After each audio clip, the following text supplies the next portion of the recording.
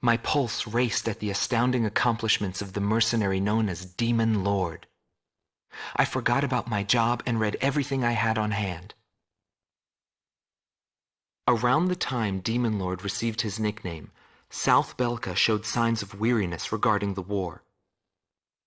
Because the region was set up as a defense line to protect the birthplace of Belka in the north, the people's dissatisfaction had reached a climax. The cities declared themselves demilitarized and peacefully surrendered to the Allied forces. Unable to establish a defensive position, the Belkan army kept retreating to the north. The end of the war was fast approaching. I was given an opportunity to interview the former aces of the Belkan Air Force. Back then, they were the masters of the sky, and they had also known him. So I crossed the border to follow his trail. I wanted to capture the war and the Demon Lord from their point of view, to capture the voices of those who were there.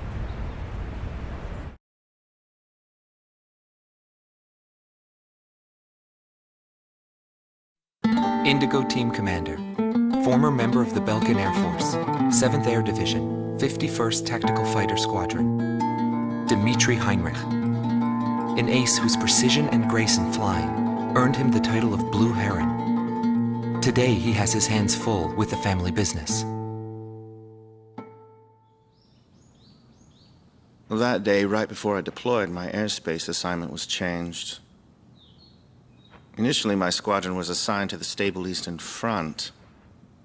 That was changed to Area B7R, the round table where casualties were recorded at a fearsome pace. It's also the place where I met him. It was just 2 planes, him and an Eagle. And yet our lead force didn't stand a chance against them. I could tell he was good, and it was going to be bad for us. But there was something else I noticed. He hesitated. A vulnerability that can be exploited. I was certain I would win.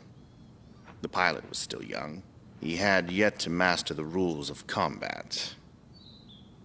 But in the end, I was shot down.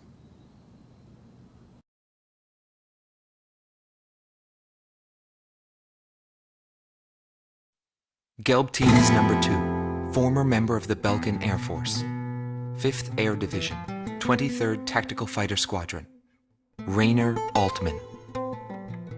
He flew the skies of Directus during the capital's liberation, and he's still there to this day. I met him above this very sky. I can still hear the sound of the missile alerts from that day. I received an order to fly to Directus on my way back from an intercept mission on the southern defense line. The order itself wasn't unusual. We kept being deployed from one mission to the next without receiving even the basic maintenance. But the situation was the same all around. We were late reaching the operational space. The station squadrons had already retreated, and warning bells were going off in the city. And the people were looking up to his plane, high above the sky. I couldn't see any emotion in his maneuvers. I didn't feel like I was fighting against a human being. I wanted to end that battle as quickly as possible.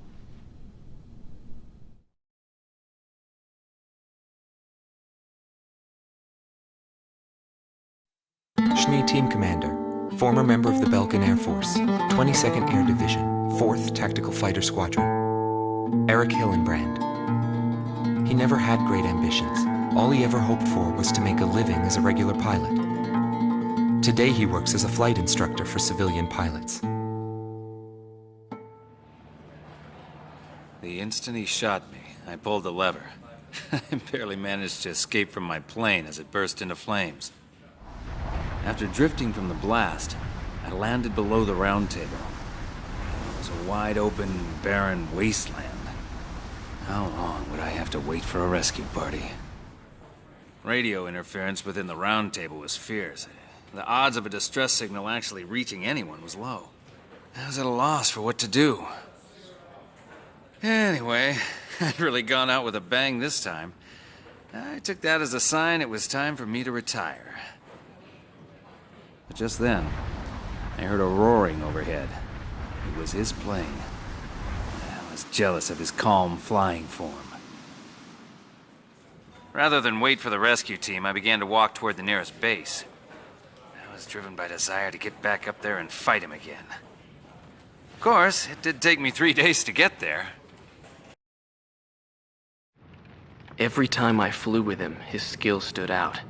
He was unstoppable. He would ascertain the situation in an instant and change the tide of battle. He was born for combat. It was no wonder they called him a demon lord. That said, it was hell trying to keep up with him. Before long, everyone had taken notice of him. More and more would show up to watch him go off on sortie. Mercenaries or maintenance crew, it didn't matter. People wanted to burn his image to their memories. Hell, they weren't the only ones.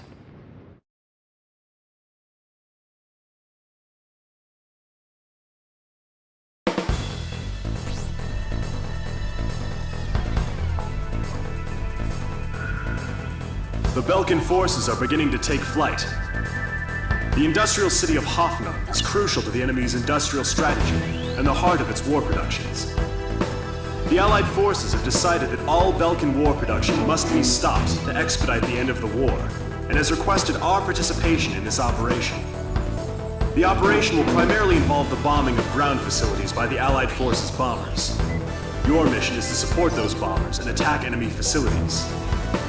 We have achieved near total air supremacy over the target area, but don't let your guard down. There may still be sporadic resistance.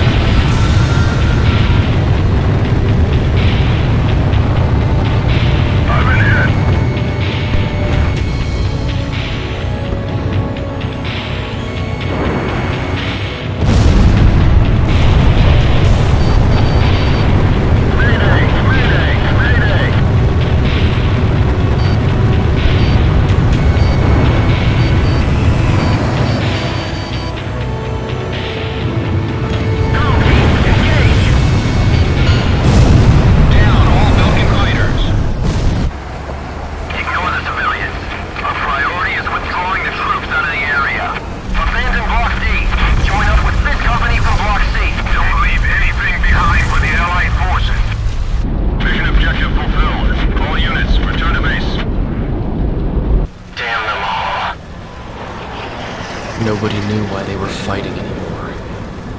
All I felt at that point was sadness for the world. That's why I...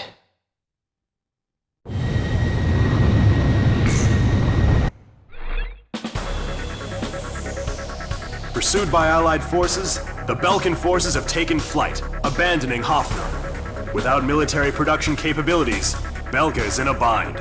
We were also able to confiscate samples of what seemed to be experimental weapons from the abandoned war factories, before Belka had time to use them.